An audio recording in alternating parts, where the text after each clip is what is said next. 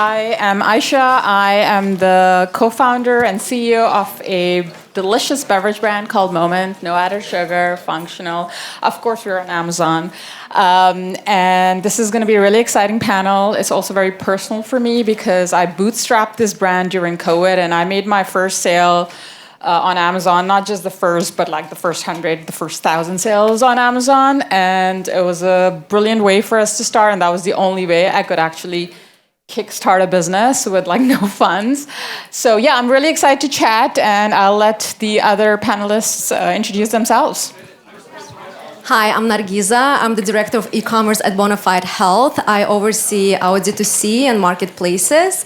And Bonafide is a women's health company focused on developing scientifically validated, hormone-free, drug-free supplements and medical devices to help women during menopause and perimenopause.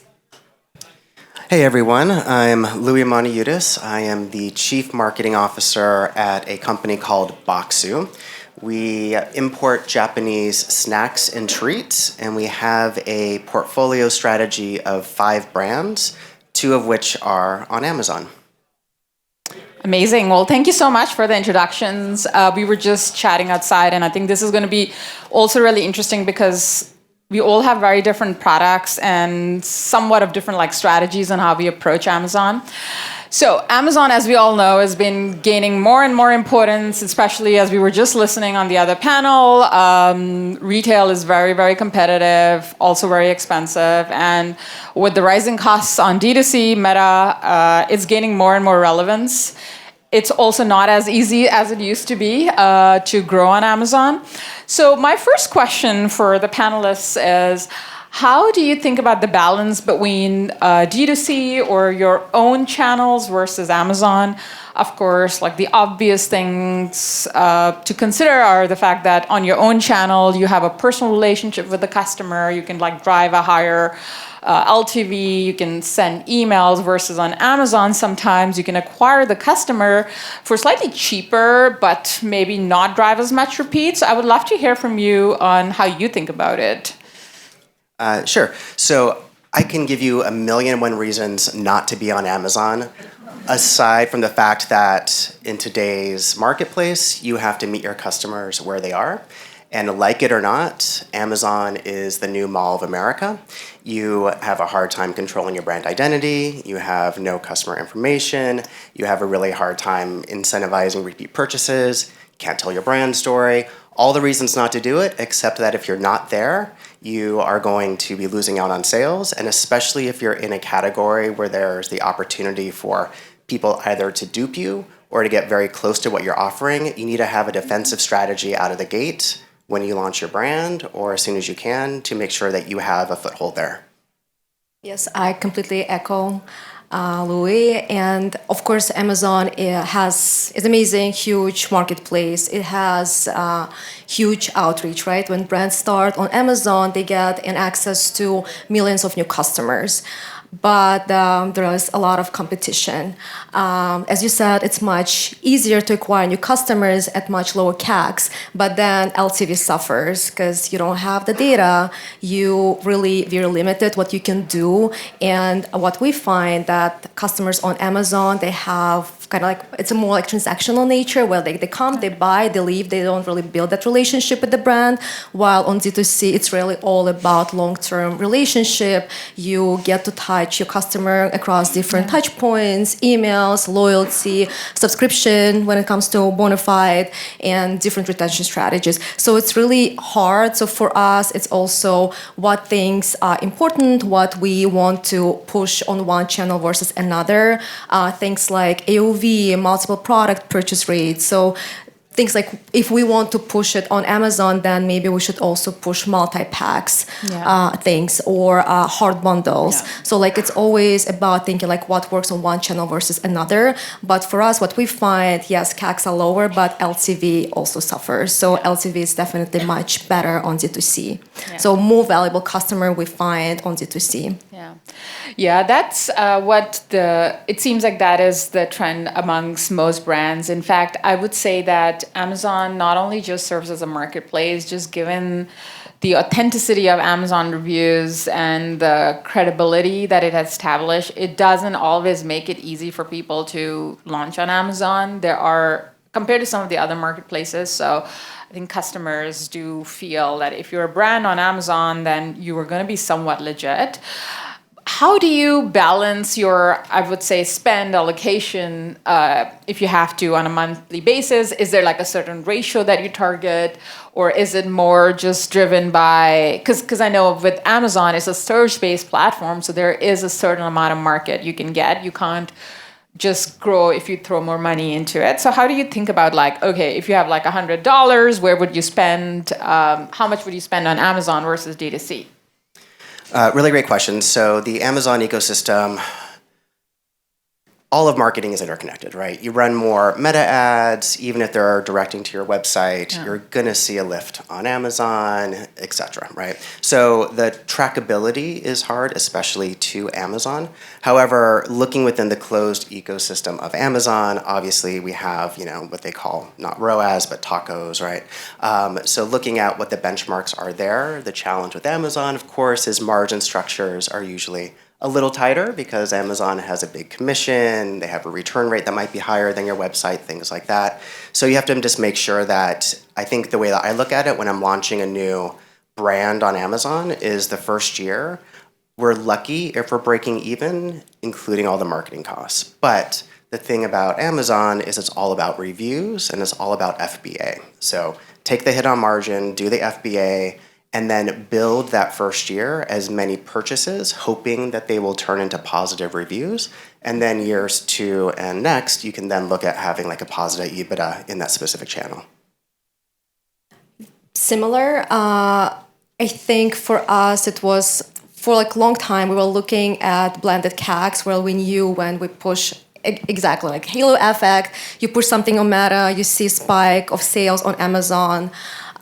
So we looked at the blended CACs, but we realized that it doesn't really allow us to allocate those media spend correctly. So we did. So now we're looking separately at Amazon CACs versus D2C CACs that allows us to allocate that budget more strategically. And in terms of split, I would say 15%, about 15% of what we spend on Amazon comparing to the whole spend. Yeah, amazing.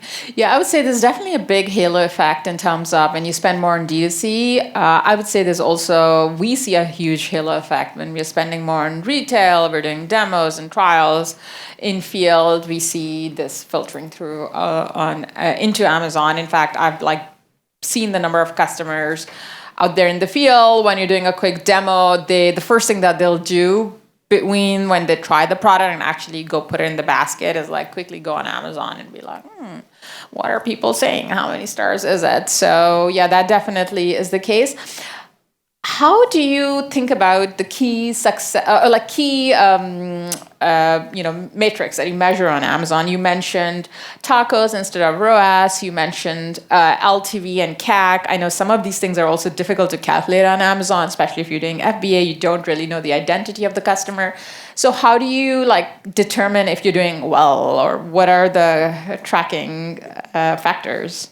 Well, yeah, for us, it's buy box ownership because they drive sales on Amazon. And we actually got hit in 2024 when we had a surge of unauthorized resellers that literally were attacking Bonafide and were controlling our buy box most of the time. So we had to do price parity. We did a lot of different strategies. So we learned hard way that it's really important to think about buy box ownership and control. Then mentioned new to brand customers, so that shows you how well you acquire customers on the channel. CAC to LTV shows profitability and health of your business. Conversion rate, of course, whenever she gets to the product page, what are the things that help her to convert? We mentioned reviews. That's usually something that's the main driver, but it's still, A+ is important. Product, descriptions, images, especially for mobile customers, right? Yeah. The images show exactly it's a more a storytelling piece.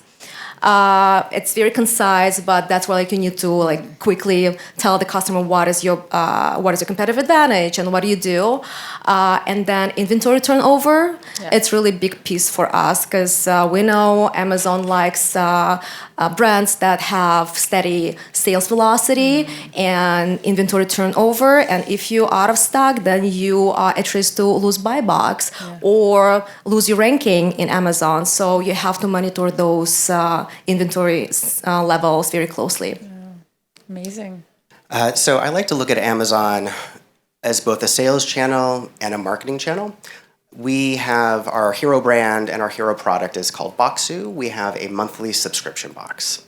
And the challenge is kind of thing like Birchbox, but for food, right? So if you go on Subscribe and Save, you're getting the same product every delivery.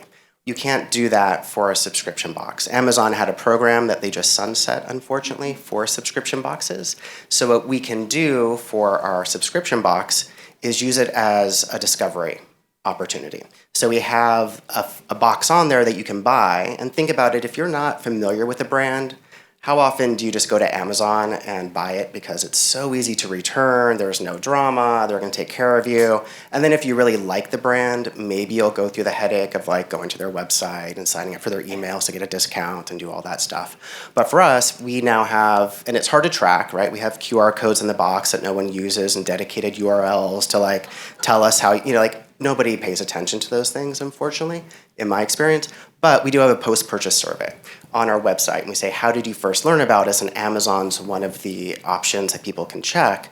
And we're like, oh, great. So even though we're not making a ton of money on Amazon, people are willing to discover us there, take a chance, and then we can get them into the subscription funnel on our website.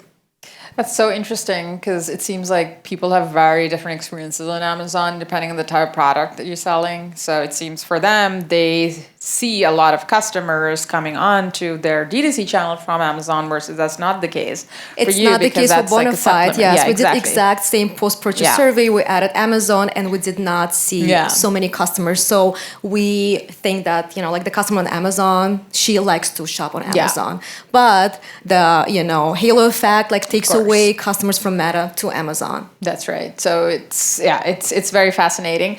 And that brings me to my next question around, you mentioned your product strategy, which is on Amazon, there's like the same box that you sell. It stays the same, whereas on your website, of course, it's a subscription box. It changes every month. I would also love to hear about your product strategy, how it differs on D2C versus Amazon, if there are any differences, and also like your pricing. How do you think about pricing on those two channels? When we launched Amazon, we kind of took a very defensive strategy. Because we knew we must be on Amazon. That's where our customer shops, and also for brand integrity reasons. But we never looked at Amazon as a high volume sales channel for us, and we always priced our D2C lower than Amazon, especially for subscription offering. So Amazon was always $5 higher than a single box on Bonafide.com. However, last year we decided to invest more in Amazon, to push it more, to push more media spend. And on top of that, we also have seen a huge spike of unauthorized resellers, as I mentioned before. So that was like a very challenging time for us, where like we start testing price parity in an effort to control that buy box. But what we've seen that, yes, the sales has been increasing sufficiently, but we also saw a decline in our LTV and overall profitability. So that was, we had to pivot, like this is not working for us, what should we do? So we decided to test, and we removed 30 days ASIN from Amazon and pushed sales into 90 days ASIN. So it's the same product, but multi-pack. And initial results were very encouraging. So we decided to go in further, and we removed 30 days ASIN of our best-selling product that accounted for about 60% of our overall sales on Amazon. And in addition to it, was a big contributor of our Subscribe and Save program. So very risky move, but we knew that if we wanted to see results at the bottom level, like we need to do that. And it took some time to to run that test. But what we've seen a shift into 60 and 90 days, like those multi-packs. And also we saw an improvement of our health metrics on Shopify, improvement of LTV and profitability. So like that really kind of like gauged our, the strategy for Amazon, where we now are focusing on multi-packs and really differentiating that product assortment. And because like even though CACs were much higher because we were acquiring less customers, but the customers that we did acquire, they actually brought a lot more value. So that's where we found that, like that thin line between LTV and CACs, and like that's what we think really works very well for us. Yeah, fascinating. I have two last questions, and I'll just throw them out there so whoever wants to answer. One is, how do you see the investor community reacting to Amazon versus JDC? I have noticed this investor perception that maybe it's outdated, that Amazon is just not as valuable to them as D2C customers are. And I understand that, of course, on D2C, you get to educate your customer. You have like these personal touch points with the customer that you don't have with Amazon. You can lose your subscribers on Amazon if you don't have FBA. Like, there's a lot of issues with Amazon. I'm curious to hear what is your perspective. And then also on the customer side of Amazon, how do you see the Amazon customer versus your D2C customer? Do you see like differences in terms of the customer mindset, behavior, purchase decision?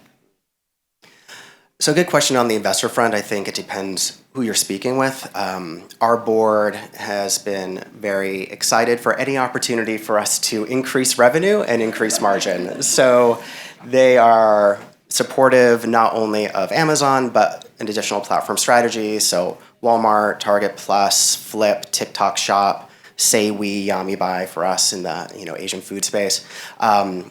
Effectively, the idea is CAC continues to rise. It's a lot harder to get customers to your website. So we're also expanding into retail partners, right? So like it's sugar, grocery stores, et cetera, right? Again, not great margins, but you got to meet the customers where they are and get those dollars where you can. Amazing.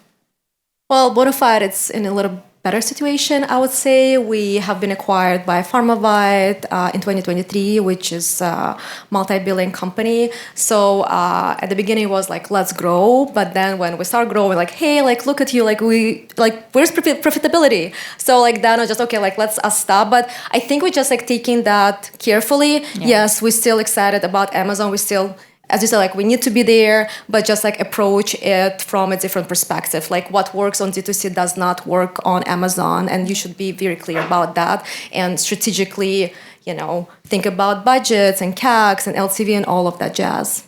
Amazing.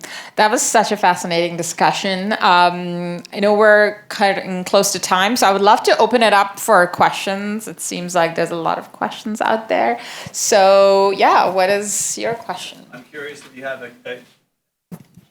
Hi, I'm Michael from Public Goods. We're a brand of healthy household essentials, primarily D2C for our life, but we're on Amazon now much more recently.